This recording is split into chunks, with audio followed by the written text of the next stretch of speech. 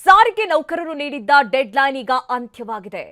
ಒಂದ್ ಕಡೆ ಸರ್ಕಾರ ಸಾರಿಗೆ ನೌಕರರ ಬಿಕ್ಕಟ್ಟು ಇನ್ನೂ ಕೂಡ ಬಗೆಹರಿದಿಲ್ಲ. ಹಾಗಾದ್ರೆ ಮುಂದಿನ ನಿರ್ಧಾರಕ್ಕೇನು?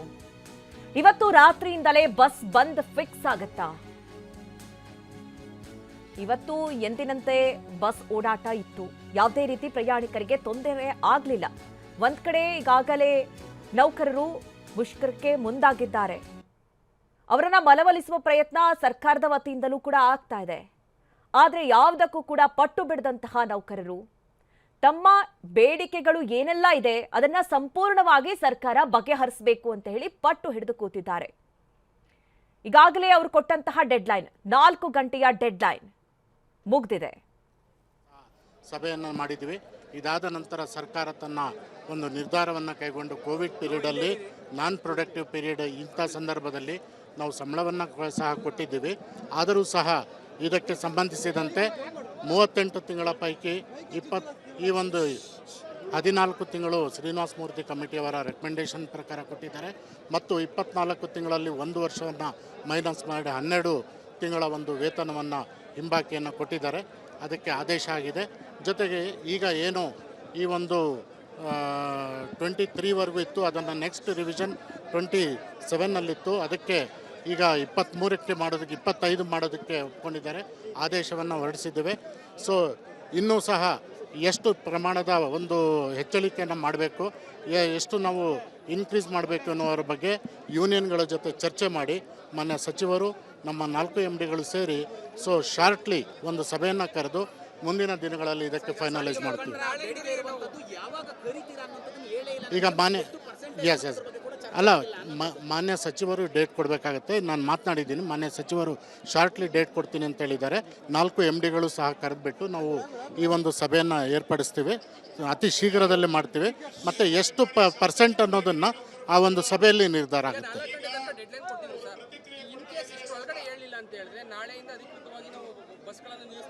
ಇಲ್ಲ, ಮನವಿಯನ್ನು ಮಾಡ್ಕೊಂಡಿದ್ದೀವಿ. ಆ ರೀತಿ ಆಗೋದಿಲ್ಲ. ಯಾಕಂದರೆ ಈಗಾಗಲೇ ಅವರ ಅರ್ಧ ಬೇಡಿಕೆಗಳನ್ನು ಈಡೇರಿದ್ದಾರೆ. ಮಾತುಕತೆಗೆ ನಾವು ಸಿದ್ಧರಿದ್ದೀವಿ. ಮಾತುಕತೆ ಮುಖಾಂತರ ನಾವು ಈಡೇರಿಸ್ಕೊಳ್ತೀವಿ. ಅಗೇನ್ ಯಾಕಂದರೆ ಈಗ ಇದಕ್ಕೆಲ್ಲ ಈಗಾಗಲೇ ನಮ್ಮ ಮಾನ್ಯ ಮಂತ್ರಿಗಳು ಹೇಳಿದ್ದಾರೆ, ಮುಕ್ತವಾಗಿ ಮಾತುಕತೆ ಮಾಡೋಣ, ಮಾತುಕತೆಯಲ್ಲಿ ಏನು ನಿರ್ಧಾರ ಆಗುತ್ತೆ ಅದಕ್ಕೆ ಬದ್ಧರಾಗಿದೆ. ದಿನಾಂಕ ಇಲ್ಲ. ಮಾನ್ಯ ಸಚಿವರಿಗೆ ಕೊಡ್ತೀನಿ. ಮಾನ್ಯ ಸಚಿವರಿಗೆ ಕೊಟ್ಟ ತಕ್ಷಣ ಮಾಡ್ತೀವಿ. ಅದನ್ನು ಮಾಡ್ತೀವಿ ಶೀಘ್ರ.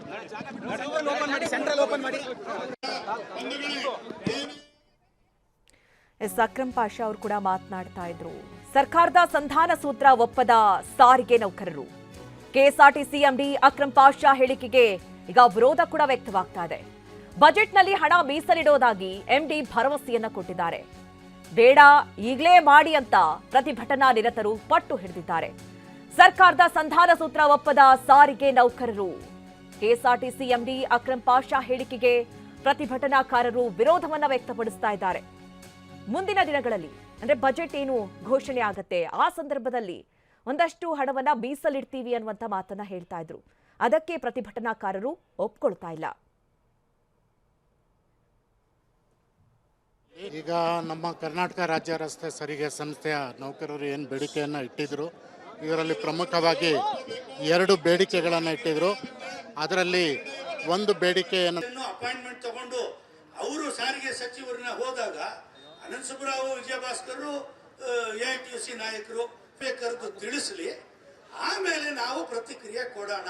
ಅಲ್ಲಿವರೆಗೂ ನಮಗೆ ಅಧಿಕೃತವಾಗಿ ಡಿಸೆಂಬರ್ 15 ಮೇಲೆ ನಾವು ನಮ್ಮ ಪ್ರತಿಕ್ರಿಯೆನ ತಿಂಡಿ ಕ್ರಿಯಾ ಸಮಿತಿಯಿಂದ ಕೊಡ್ತೀವಿ. ವೈಯಕ್ತಿಕವಾಗಿ ನಾವು ಯಾರು ಮಾತಾಡೋದಿಲ್ಲ ಅಂತ ಹೇಳಿ ಫೋನ್ನಲ್ಲಿ ತಿಳಿಸಿದ್ರು.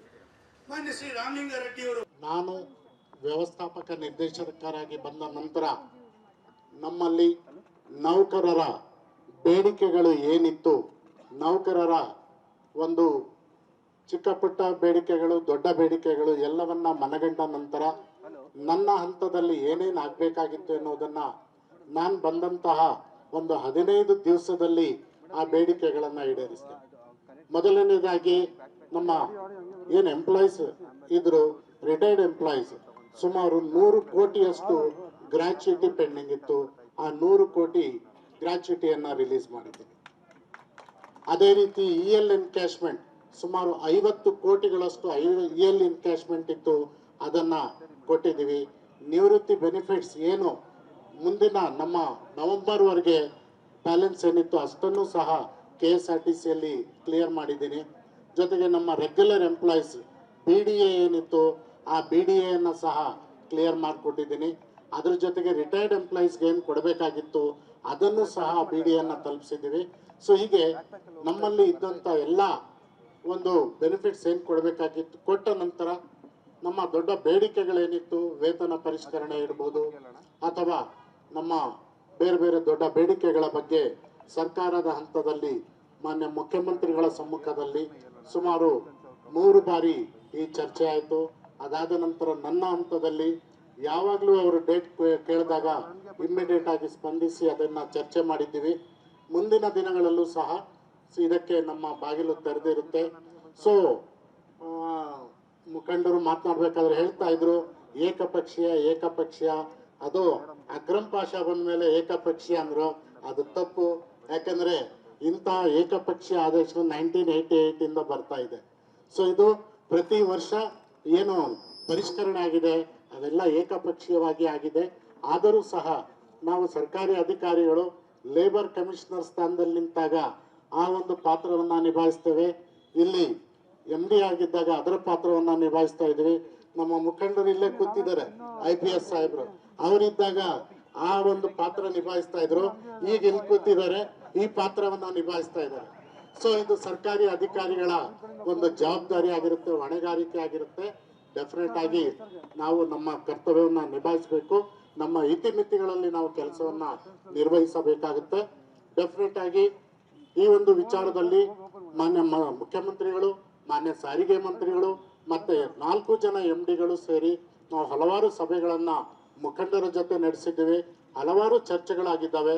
ಅದರಲ್ಲಿ ನಾವು ವಿಜಯ್ ಭಾಸ್ಕರ್ ಅವರು ಮತ್ತು ಅನಂತ್ ಸುಬ್ರಾವ್ ಅವರ ಜೊತೆ ಅವರು ನಾನು ಒಂದು ಫಾರಿನ್ ವಿಸಿಟ್ ಹೋಗಿದ್ದೆ, ಒಂದು ಶನಿವಾರ ಮಾತನಾಡಿದ್ರು. ಅದಕ್ಕಿಂತ ಮುಂಚೆ ಹೋಗೋದಕ್ಕಿಂತ ಮುಂಚೆ ಭೇಟಿ ಮಾಡಿದ್ವಿ. ಭೇಟಿ ಸಂದರ್ಭದಲ್ಲಿ ನಾವು ಒಂದು ಮಾತುಕತೆಯನ್ನು ಆಡಬೇಕಾದ್ರೆ ಇವತ್ತೇನು ನಿರ್ಧಾರ ಕೈಗೊಂಡಿದ್ವಿ ಅದನ್ನು ನಾವು ಅವರಿಗೆ ತಿಳಿಸಿದ್ವಿ. ಅದಕ್ಕೆ ನಮ್ಮ ವಿಜಯ್ ಭಾಸ್ಕರ್